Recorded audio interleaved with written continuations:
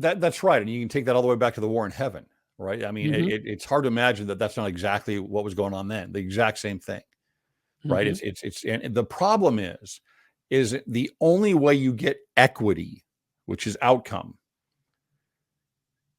is tyranny. Hello, everyone, and welcome to today's show. Today, I'm really happy to have on a friend of mine, Greg Matsen. Greg, thanks for joining us. No problem. I appreciate the invitation. Well, hey, I've been wanting to talk to you for a while. We had a lunch a while back and kind of got to know each other a little bit, and I enjoyed that very much. We had some great conversation, and I thought it'd be really cool to introduce the people who listen to me to you. So tell us a little bit about yourself. Wow. Well, I'm a serial entrepreneur. I finally settled into the financial space and had a wealth management firm for 16 years. I sold that off a couple of years ago, and mostly because of health reasons. But I've been this is kind of the only thing I'm doing now is the podcast at cwicmedia.com. That's CWICmedia.com. It's kind of focused on Latter-day Saint issues, culture, politics. And then I have a system of scripture study that I call Cwic Interpreters that we talk a lot about on the podcast. So, yeah, and I've listened to some of those, and I've really enjoyed those. I enjoy your takes on a lot of different issues. So I've been a fan for a little while. So tell us a little bit about some of the stuff you're currently doing. Well, mostly it started about a year ago. I started focusing in a lot more on critical social justice and talking about that. And the reason is about 10 years ago, I read a book by a man named Jonathan Haidt that you may know of. And as he wrote that book called The Righteous Mind, and then he started talking more and more about what was happening on college campuses because it was happening to him.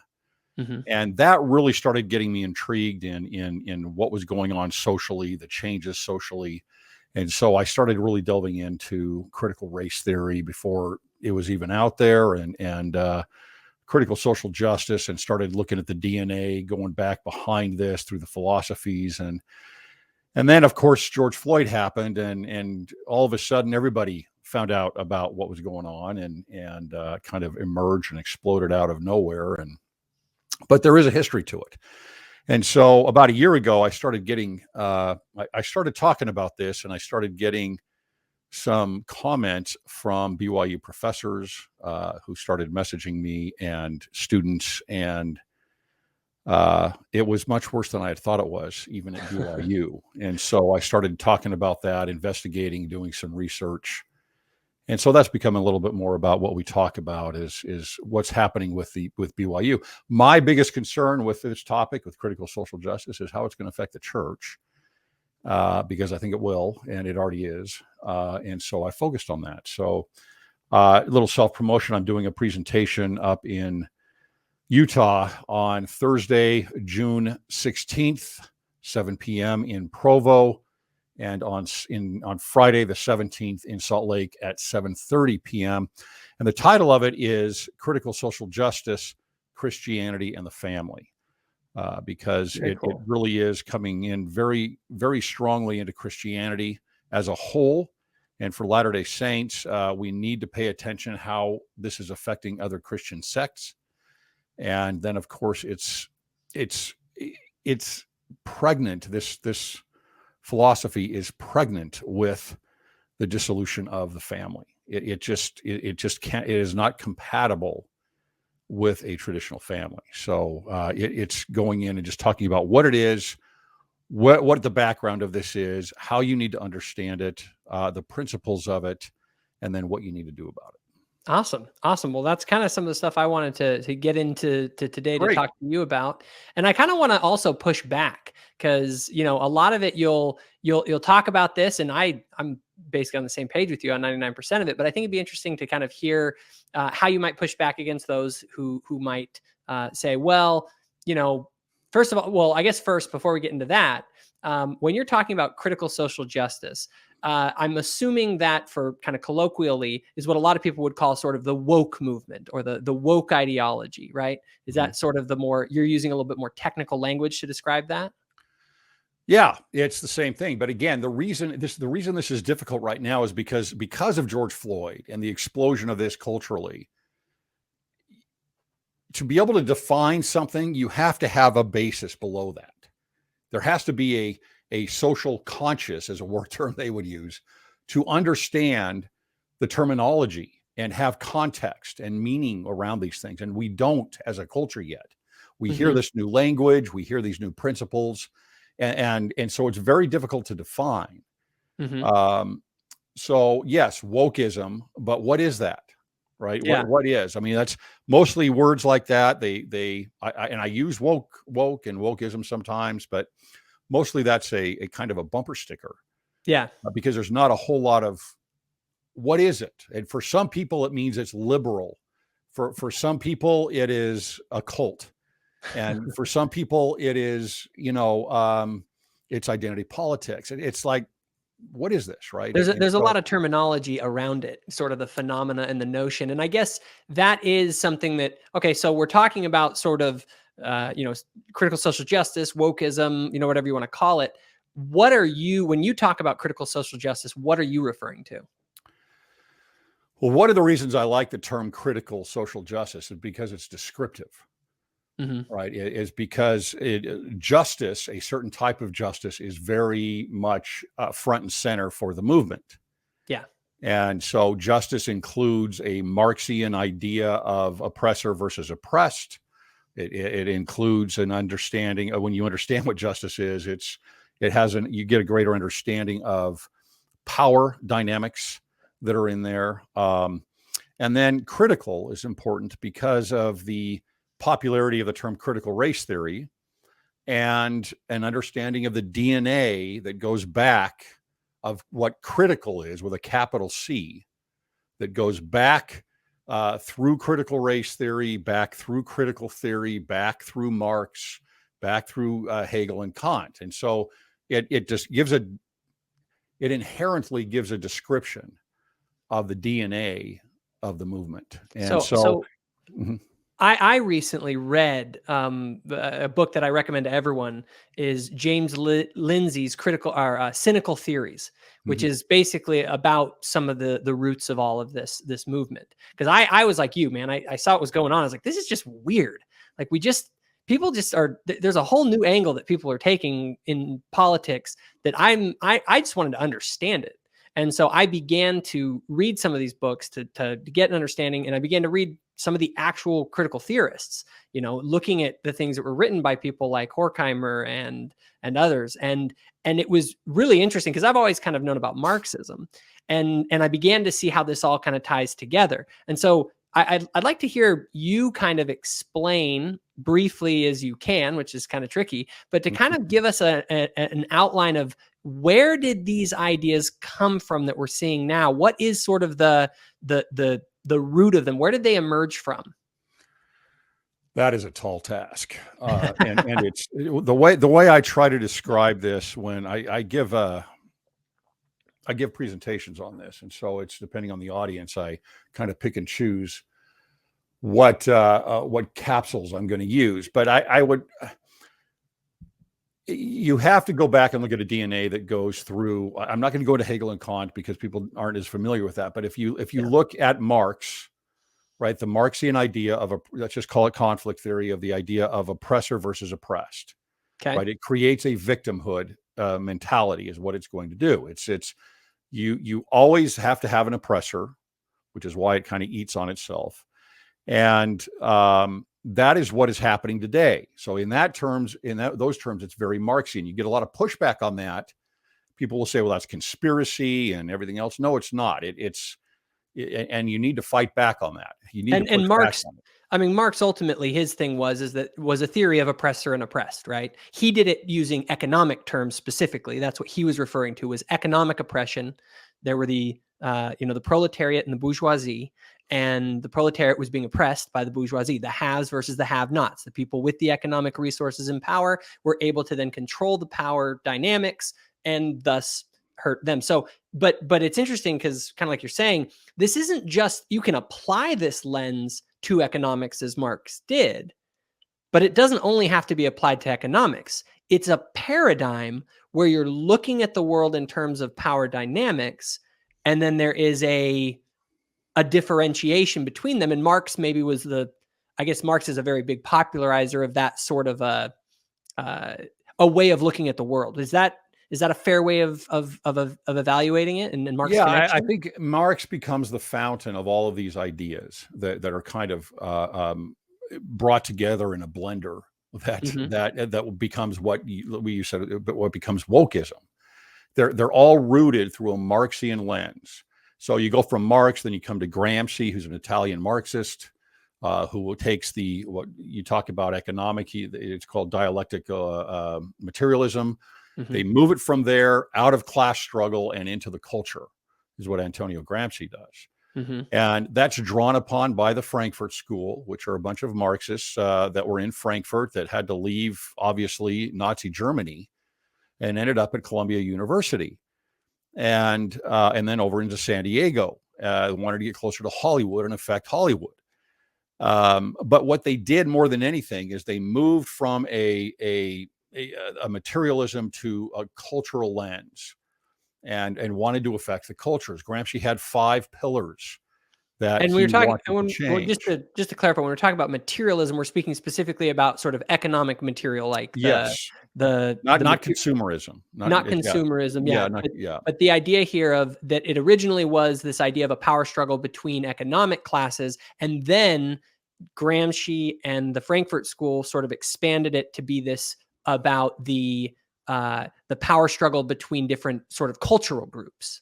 Yeah, he wanted to move into his 5 pillars were law, education, media, religion, and family. Those 5, right? You've got to move into those 5, and you've got to change the dynamic there into a Marxist dynamic, oppressor versus oppressed.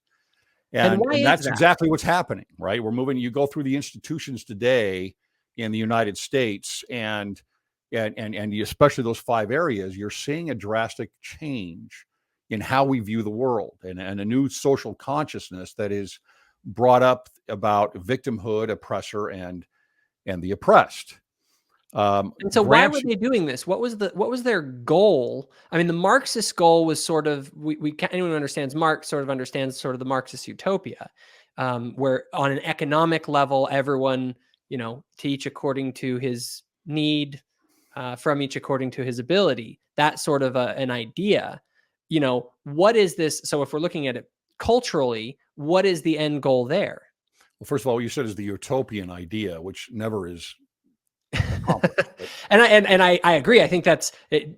I think most people would just agree instinctively that the Marxian sort of utopia just isn't possible for all the critiques that have been made against Marxism.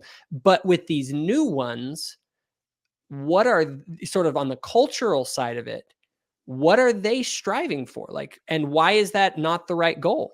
Well, because the culture, the critical theorists of the Frankfurt School, when they came to America, they resided in Columbia University, and they went after education, right? They went after the universities, and they got it very quickly.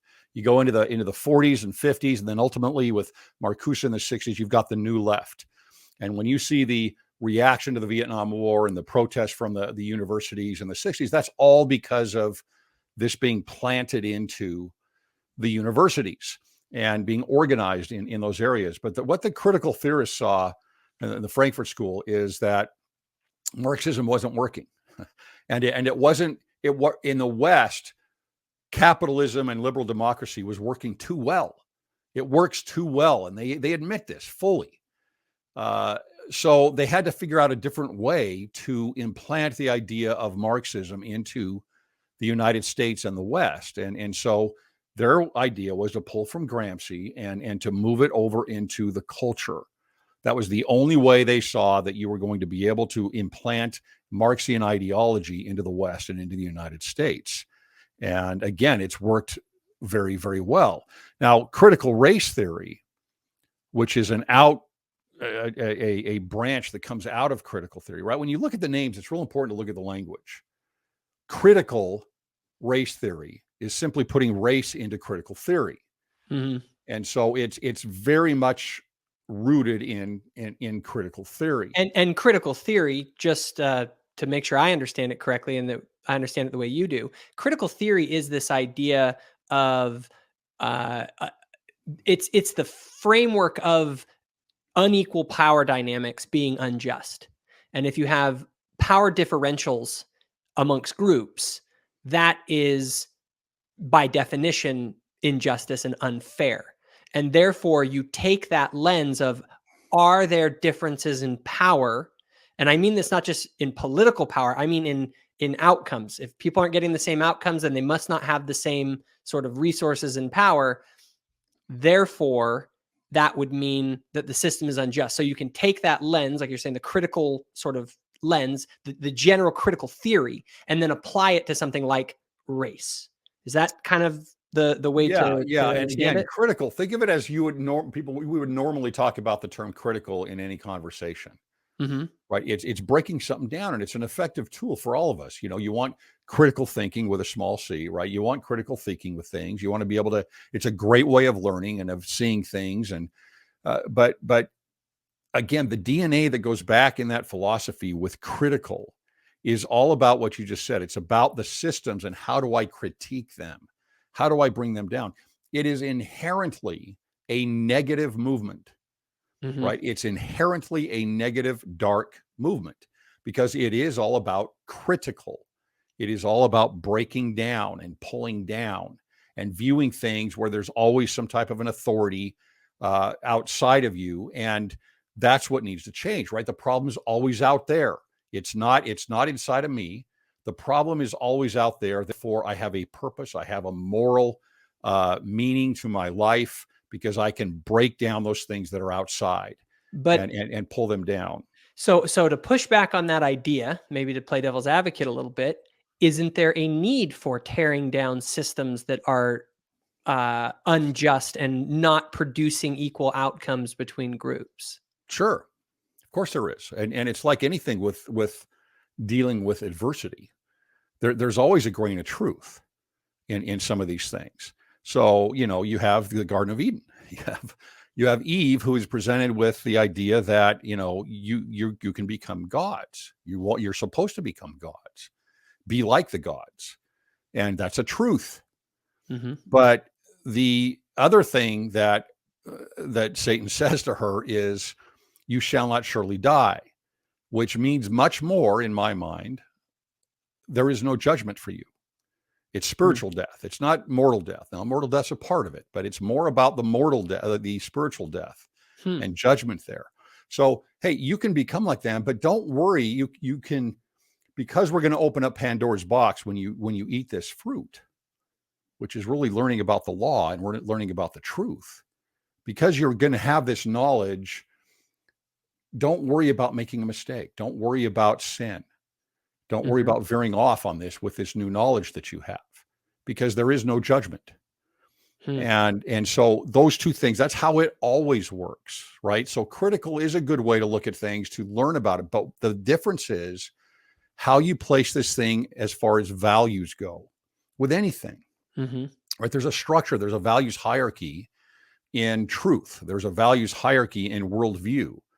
And so if I'm going to take critical and put it as my primary focus in my attitude, in my worldview, in my ideology, and always look at, again, that allows me to put the problem out there instead of within myself.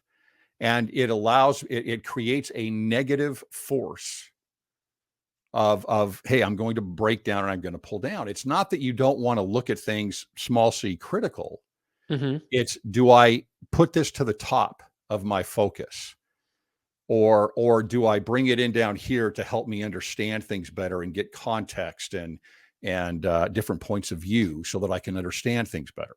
So earlier you had mentioned something, and I think that this is a very going on this point of sort of where is a healthy level of critique and where does this become unhealthy? You talked about sort of the new left, and I'm imagining you're contrasting that with maybe sort of the classical liberal tradition, which was kind of, let's say, the old left, or kind of the classical tradition of liberalism, which is actually in conflict with, let's say, the new left. So do you want to tell a little more about maybe what is the difference between the new left and maybe the more classical liberal tradition? So the new left is probably a little bit more descriptive of what was going on in the 60s and 70s than what is today, but it is a part of that. It's part of the DNA of what we have today. But if you look at what wokeism is, I try to put this out there, and it's so hard for some people to get. This is not a liberal thing. And when I say liberal, I mean capital L. This is not the libs. Yeah. Right. This is not Hillary Clinton.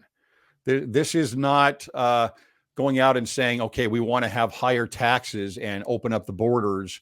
And not that that's not a little part of it, but this is not about, pro-life versus pro-choice. These are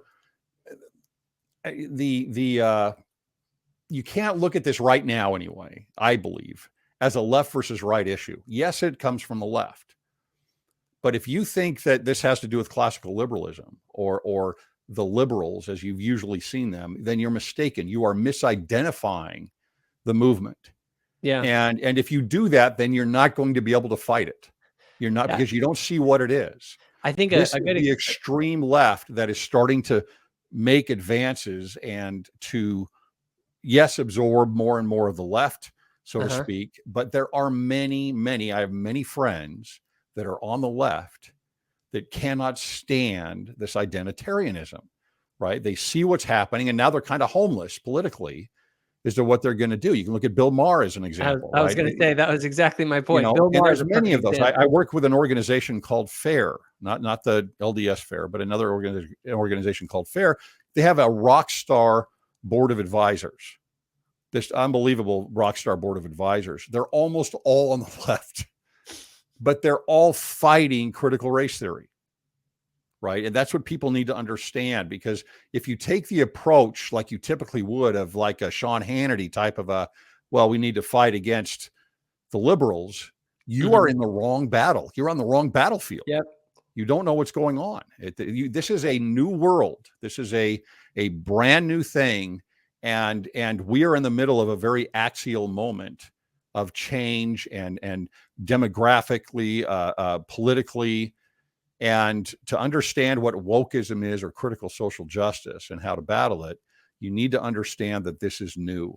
These are the radicals of the 60s. So, right?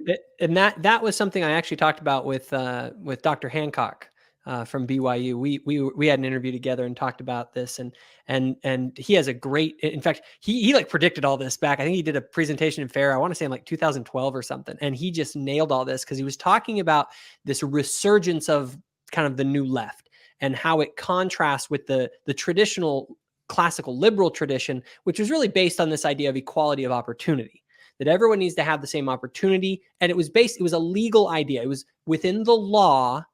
Everyone needs to have equal rights under the law.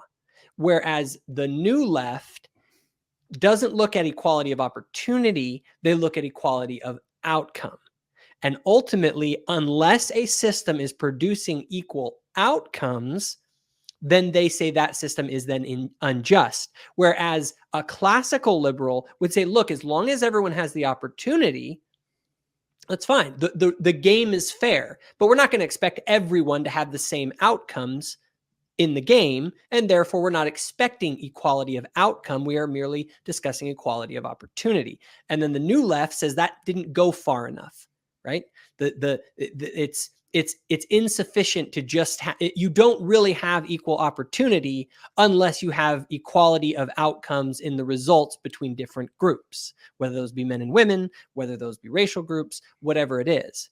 And so you're absolutely right. And I think understanding the difference between liberalism, like you're saying, capital L, and leftism, and especially kind of these manifestations of it today and wokeism and stuff, is a very important distinction, because our country was founded as part of a classical liberal, capital L, tradition. And I would even argue that what conservatives in the United States are conserving, or at least they should be conserving, are the liberal principles, capital L, of the American founding, which is kind of you're conserving liberalism in a way. So that's kind of my way of sort of framing at least the terminology and the labels that we use as we kind of explore this topic. Yeah, I think a lot of people in the U.S. liberal has become such a left-leaning idea. In other countries in the West, it's not. Right? You can go to several countries, and the liberals are what we would call the conservatives. Yes. Right, because they believe in liberal democracy, the concept of a liberal democracy, which is what the West is founded on. Yep. And the revolutionaries back in the 1700s and 1800s were revolting against monarchies. Correct. And so the left, the revolutionaries, were advocating for liberty and liberalism rather than what we have today, which is the left who are pushing for more authoritarian exercises of state power in order to socially engineer equity. Yeah. So wokeism is very illiberal, right? It Yes. is not liberal. It is illiberal. And they will tell you that this is not interpretation by pundits that fight against it. This is in their own words, right? It is illiberal. They do not believe in the Constitution. Now, when I say that doesn't mean, talking to the young college student who's getting involved with marching with Black Lives Matter, because they don't have a context with this. They don't have an understanding of the background of all this. A good analogy to that is there's a difference between a practitioner, a preacher, and a theologian, right? Your average person, they're just a practitioner. They don't understand. But if you go read the theologians of this ideology, like the Kimberly Crenshaws, the Ibram X. Kendis, like they're very explicit that like the liberal tradition didn't work. Yeah, and exactly. They just don't understand that. And I think this is a really good way to look at it. If you go back to the 60s and 70s, because you have, you got sex, drugs, and rock and roll in the 60s. And what that movement there was there's two things happening at that time. There's civil rights, and you can put the icon of those civil rights up as Martin Luther King. And then there is a leftism, a hard leftism, that is pushing for sexual revolution and identitarianism, and it's rooted in leftism. It is rooted in Marxism. And Marcuse, for example, has a very big part in this, not in the organization, but at least in the thought process. So those are the two differences. And so for people that are a little bit older that at least remember that or have studied that or have seen clips of those things that were happening on at those times, if you understand that the civil rights movement won, right? The civil rights movement won and Martin Luther King won. Now, for those that are going to push back on Martin Luther King, yes, he had some socialism ideas. Yes, he had some shady funding sometimes and other things that were going on. But in the end, he is about colorblindness, right? He's about American idealism. And hey, the Constitution is right. The Declaration of Independence is right, but it's not being applied properly to all groups of people. We're not getting an equal opportunity. And so that's civil rights. What you had on the other side was the radicals, right? The revolutionaries. And they lost in that movement. And so what happens is that they lose, but they don't go away. They just entrench themselves more and more in academia. And this is a term that I use. It's the religion of academia, because this is where it all comes from and sprouts from. They entrench themselves into academia, and now academia has become the producer of culture. It's not the media. The media mimics academia. Yeah. The institutions mimic academia. And so you have this new sprouting of culture that's coming out of the religion of academia, which is identitarianism. And so it's been interesting to me, because I've noticed that exact same thing that you're talking about, where, and I kind of break it up like this. There's sort of what I call the influencer class, right?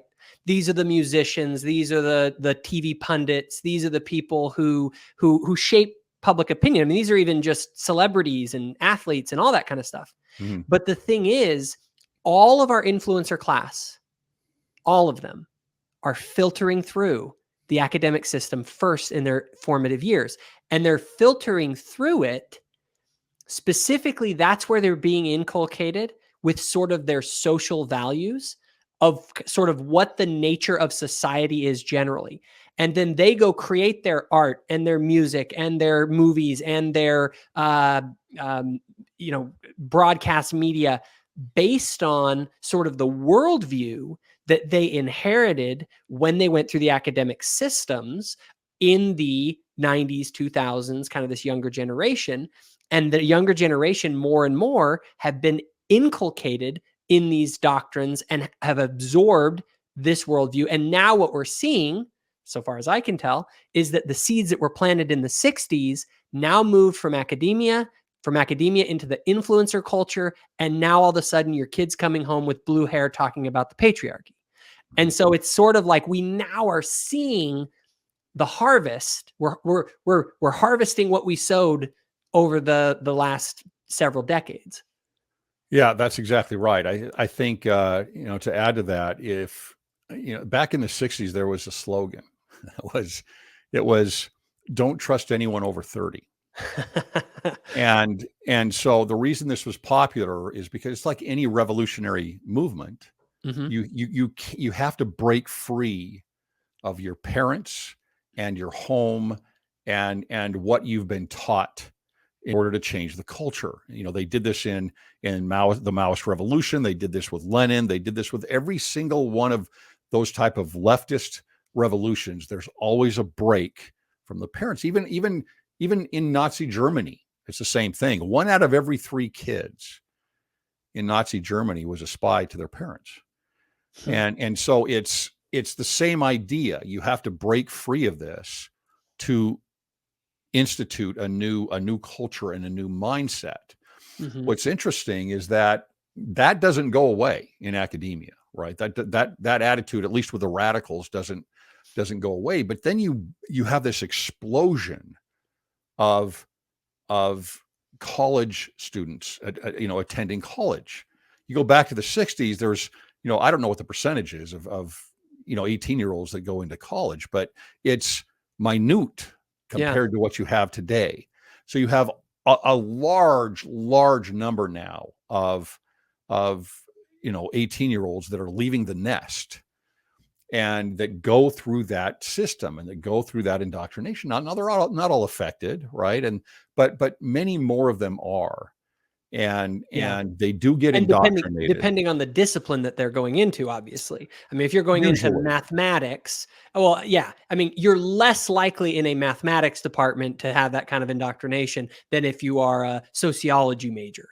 You know what I mean? Yeah, absolutely. And so now here's one thing, just to kind of change gears a little bit, because a lot of this, there are people out there who will listen to what we've been talking about, and they'll be like, they're not a political person, let's say. And I think most people in society and even in the church are not inherently political, right? And so they're looking at this. You're a faithful member of the church, and you hear, Greg's up there talking about all this stuff, and that's all political stuff. Politics is ridiculous. I'm just going to focus on the gospel. And there's sort of this, why does this matter to your average member of the church who isn't overly political? And is this political? Is this just a political thing? It is a political thing, but it's also a cultural thing. And that's kind of the difference. This is, when you go back, you could say, well, this was cultural. You had in the 60s and 70s, you had the protests and in some cases, even rightly so, there were some things that might have been rightly protested. But today it's very different, again, because what they've been able to do is they understood, number one, that violence wasn't going to work. They tried this even in the 60s, right? You had militant groups in the 60s, the Black Panthers and others, that were trying to push for a revolution, and they were willing to use violence. And there was violence that happened. There were, the underground, the Weather Underground, and the Black Panthers and Angela Davis's connections and different things like that, right? But they realized that wasn't going to work, and so it was going to have to work through a cultural change. And so those institutions that I talked about, those 5 pillars from Gramsci, are where that's going. And to make this very personal for everyone, especially Latter-day Saints, is though 2 of those pillars are religion and the family. So whether you like it or not, this is not some kind of thing, okay, I don't really want to talk about the politics, and I don't follow MSNBC, and I don't follow Fox News, and I don't want to make this a part of my life. Fine. I don't do that either. I don't follow any of those things. But it is coming to your door if it hasn't already. And it's going to be in your ward, and it's going to be in your family life. And if you are not ready for this, and you don't have an understanding and awareness of this, and then an education of this, it's going to affect your life. And in many cases, it's going to affect it tragically. I get dozens and dozens of letters and emails from followers of the podcast that are heartbroken over what is happening with their kids and others in their family or friends, etc. And there are startling numbers of those that are falling away from the church. And the pushback on that oftentimes, Jacob, is, oh, well, they you're sheltered in this little sheltered Mormon world in your little Mormon household, and kids go out into the world and they learn new perspectives. And then once they learn about, things, they are able to have some context and look back at their upbringing and the church, and therefore they're disillusioned and they see that some things aren't true, like with church history. But that's not true. That's not the major difference today of what is happening. It used to be.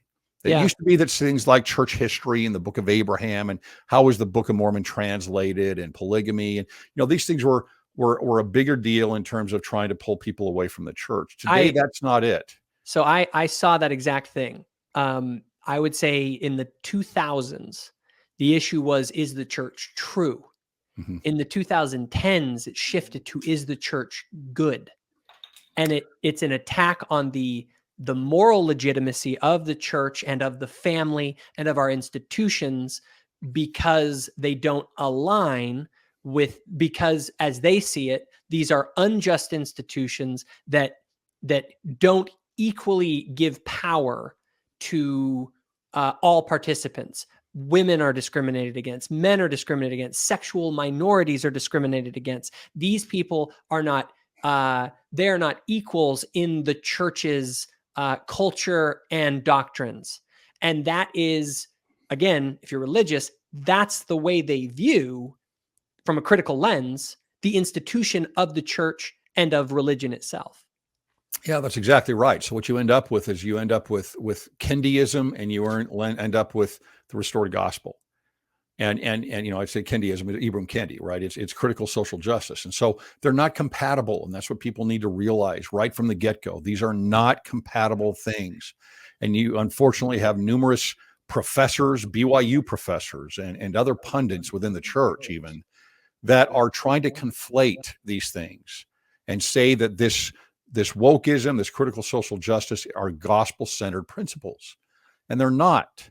And they're trying to use the terms of justice and compassion to try and get that in to the church and into what we think about. These are not compatible ideologies. They're not compatible truths, and they will not work together. So when someone is introduced into critical social justice and they're a member of the church, then all of a sudden they start seeing things that, again, are against the church, that push against the church. These will not work together. As an example, even look at church history, right? Church history is no longer as much of a deal about what happened as it is identitarianism, mm-hmm. right? So the new arguments in church history are patriarchy, racism, right? They're identitarian issues that are filtered into church history, because everything must be viewed through identitarianism. And to push back on that, sort of from their perspective, well, what's wrong with that?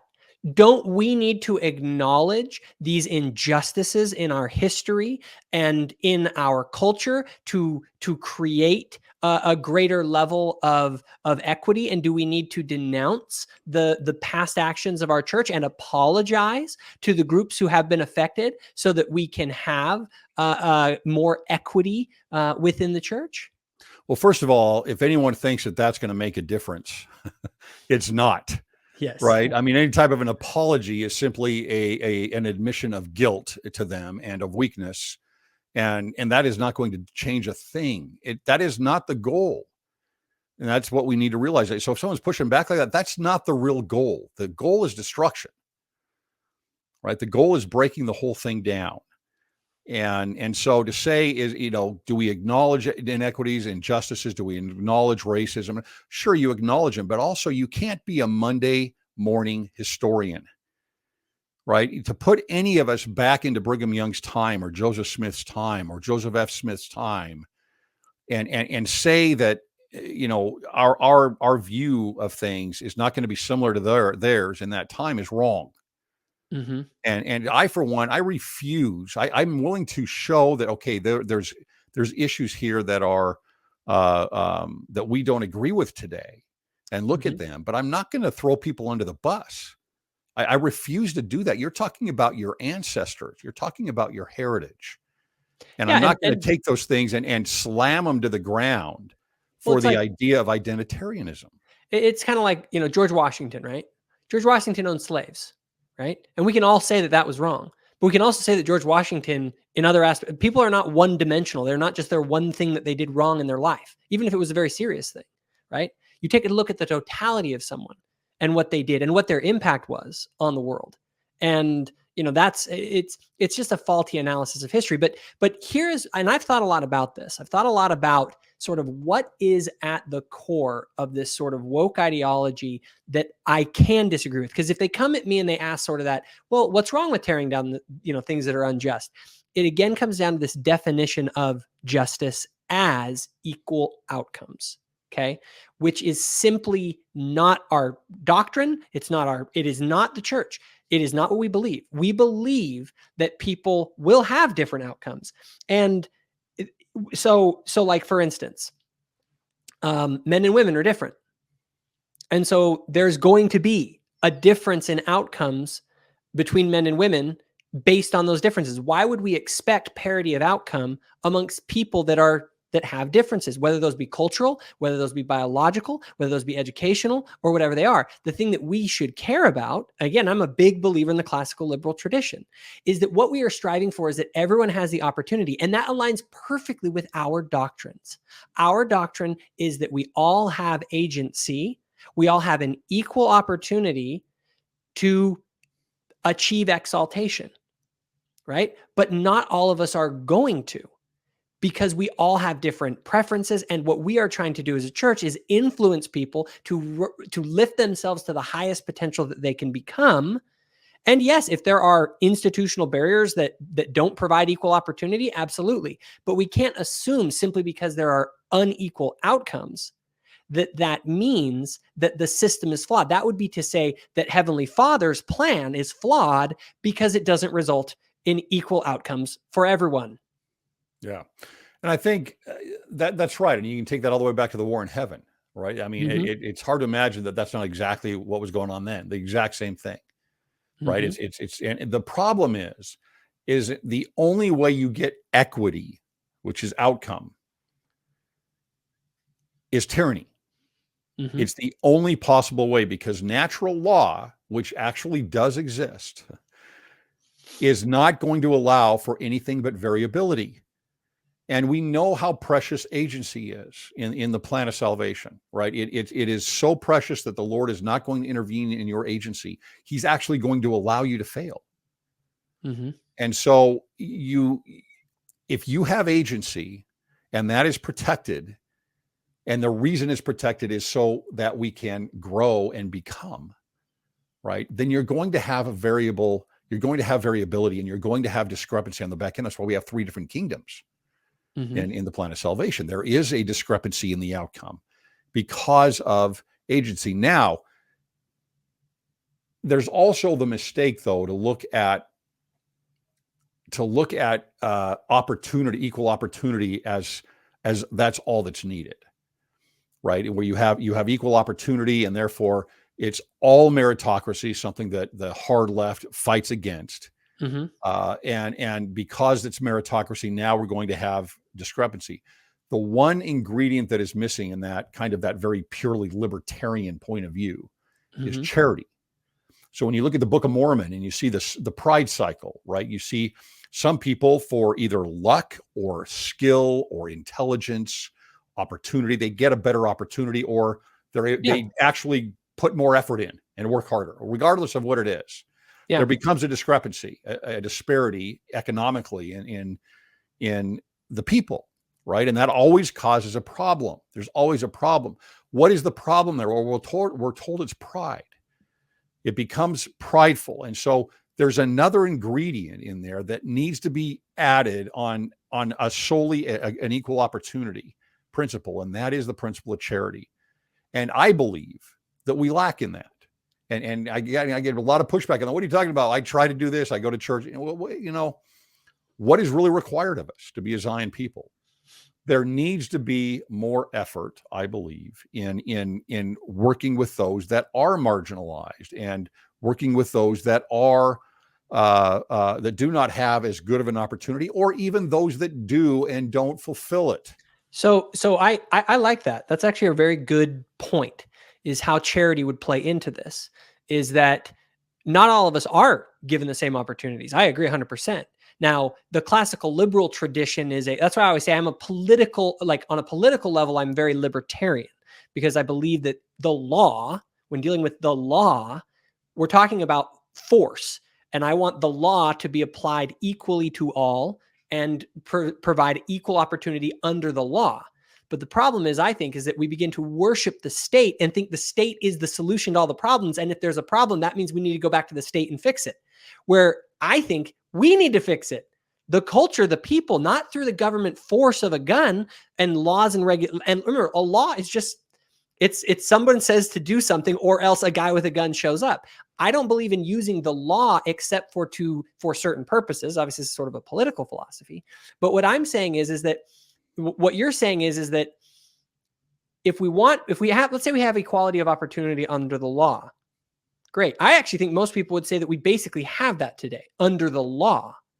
But what we don't have is equality of opportunity still as a general principle, because not everyone has equal opportunity. And what you're saying, from what I can tell, is that our private charity is meant to fill that gap. We are supposed to go of our own free will and help the marginalized to have the same opportunities that we do of our own free will and choice. Is that about right? I think that's right. I think there's two things there. Number one, look at it from a gospel perspective. Let's look at it from an eternal perspective. How hard do we try to support others, not just temporally with opportunity, but spiritually? And is that part of the gospel? Well, of course it is. What do we really want? What does the gospel strive for? What is the church built for? It's built for eternal families. It's built for exaltation, for the highest ideal, right? And so we want to strive for that. And I can say, hey, I'm doing my best in getting to exaltation and getting my family there. Well, that's not enough. Yeah. It's just not. It's not enough. And in fact, it might not even get you to exaltation if that's all you're looking at. Because, I've got a principle that I call the 4 phases of the priesthood. And this is doctrinal, right? I articulate it a little bit differently, but it's doctrinal. You have 2 at the lowest level, which are the Aaronic phases of the priesthood. The first is agency. I choose for myself. I've got my own choices. The second is expression and speech. And that's John the Baptist in the wilderness, right? And so you've got, those are Aaronic. But then you're going to move to the Melchizedek priesthood phases of the priesthood. And the first of those is family, marriage and family. So you're going out beyond yourself, right? The Aaronic priesthood is more the priesthood of self, in my estimation. And you're going beyond yourself and you're going to family. But then there's a 4th phase in the Melchizedek priesthood, and that is Zion and community. Yeah. And so even your family is not enough. And we go through this in the plan of salvation. You don't stop at the family. It's your priority, and you don't leave anything else behind back there. You always have your agency. You want speech and expression, but to get through all of that, you also have Zion and community. So you have to step beyond the family as well, which we kind of do in our callings, as an example, in the church, and you need to support the community. Now, what I would be doing there is, yes, helping them temporally if I can, or if needs be, but that's a lower law. The actual issue that I'm trying to do is help them get to exaltation. Also, help them to change their hearts. To change their hearts, and to get them in a position of right telos, right? I need to understand my improvement. I need to understand where I'm going, and then I can help them get there. That's the piece that is missing, which is a gospel piece that liberal democracy on its own doesn't provide. And I look at that and I agree with you 100% in this sense, though. I think that liberal democracy is about politics and law. Society is bigger than politics and law. We tend to think, this is where I think there's just a wrong paradigm that people get in their head, is that through having the right system of laws and policies, you get the best society. Like, it's just that we don't have the system right. Where that's not the paradigm of the gospel. The gospel is, and this is my personal take on it, is that I usually say this, I say Zion is emergent. Zion is what emerges from people who live according to the covenant. You just explained it very well. They start with themselves, and then they work out to their family, but they don't just work out to their family. They then work out to their ward, to their greater community, and to the world, right?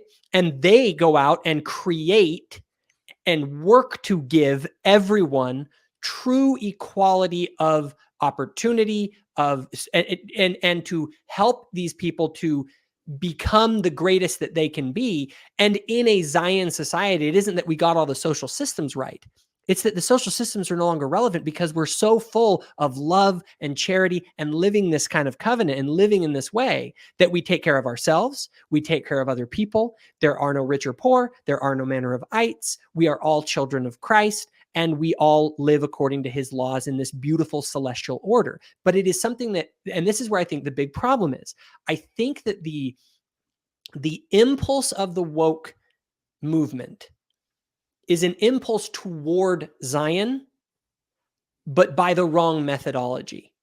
It's an impulse towards having the world be better than it is, but it's looking to things like the state to socially engineer the processes to get it, where the gospel says, no, what we need are to help people to make and keep covenants and to change their hearts. And the world will naturally, it's sort of the Ezra Taft Benson thing, right? Christ changes us and then we change the world.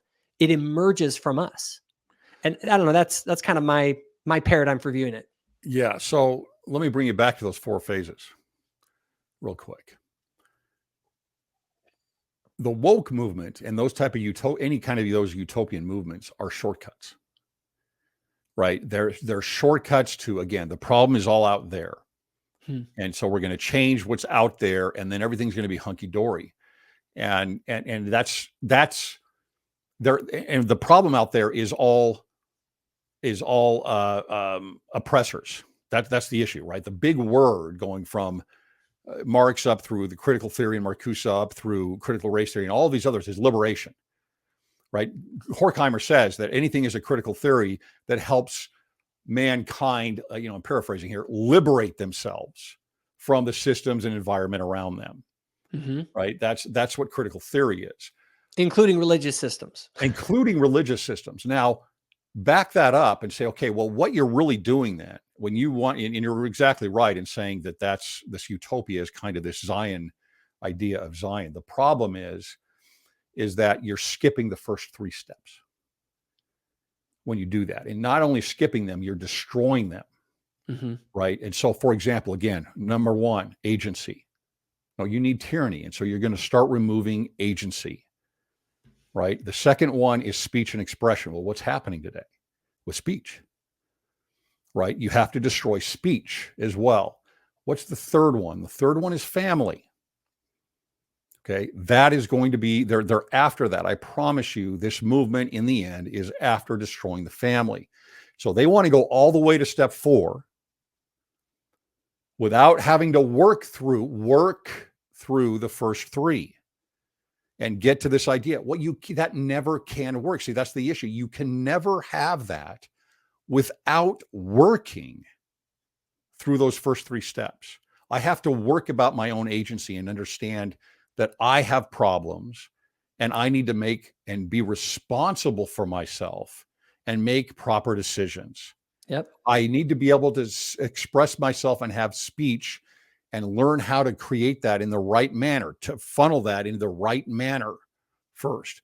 And then I need to create family, because family is the laboratory for stretching ourselves and creating trust and faith.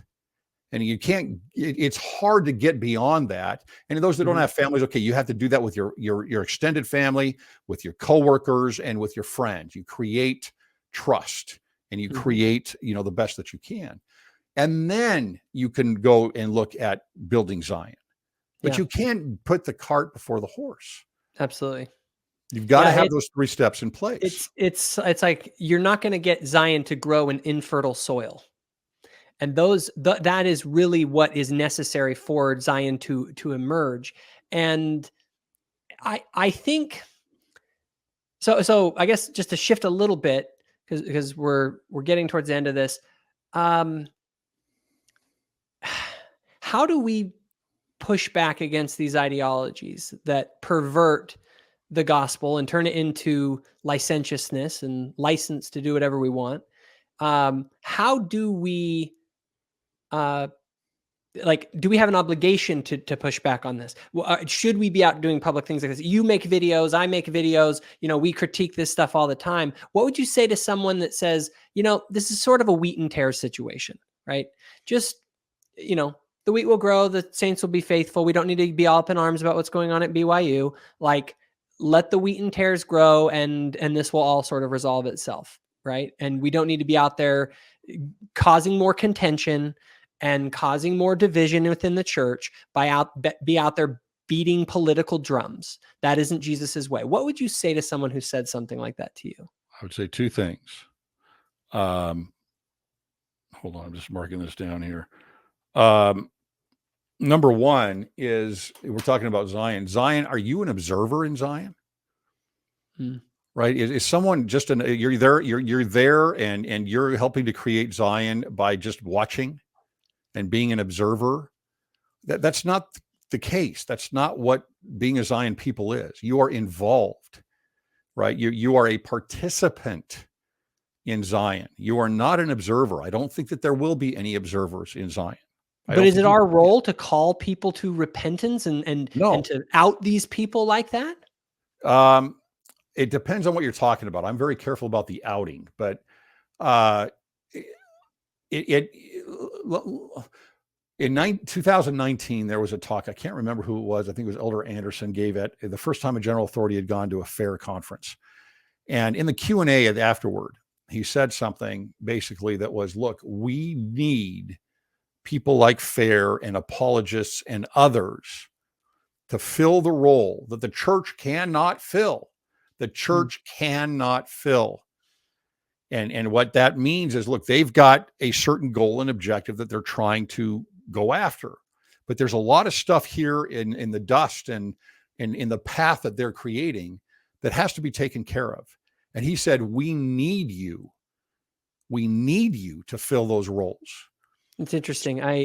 There's a scripture that I read that I'd encourage people to check out. It's in the Words of Mormon, which we don't usually go to that 1-chapter book that often, but there's a great thing in there where it says that, for behold, King Benjamin was a holy man, and he did reign over his people in righteousness.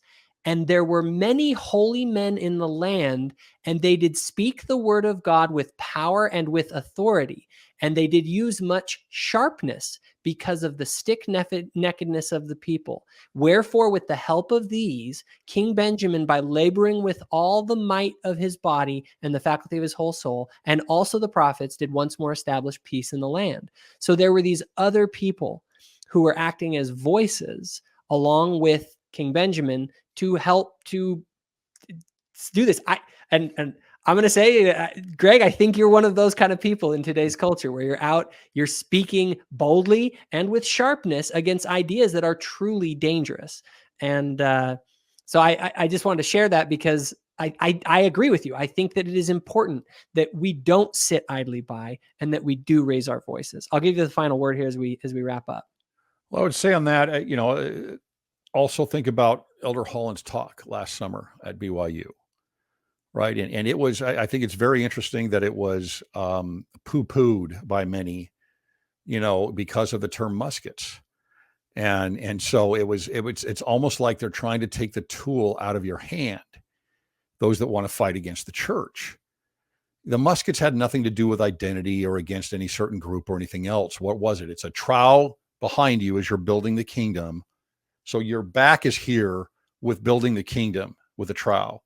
And then you have a musket. And what is the musket for? It's not assassination. The musket is to defend what is built. And he said specifically, I wish there was more musket fire. Now that was taken and completely twisted. And I think the reason it's twisted is because it's a powerful message to defend the kingdom. He asked for people at BYU to defend the kingdom. And it's unfortunate the way that was construed later on and misinterpreted. But I think we all need to do that. We need to defend what is out there, and we should be active in doing that. Absolutely. I agree. And I think if we do that, we're going to make a difference. So Greg, thank you so much for coming on this morning. It's been great talking to you. And I hope everyone listens to you. If they want to find you, what's the easiest way to find you and your content? Cwic Media on YouTube, CWIC Media, or cwicmedia.com, or any platform you listen to for podcasts. If you enjoyed this video, give it a like and hit the subscribe button. Also, if you want more content, including the podcast, go to thoughtful-faith.com. Thanks for watching.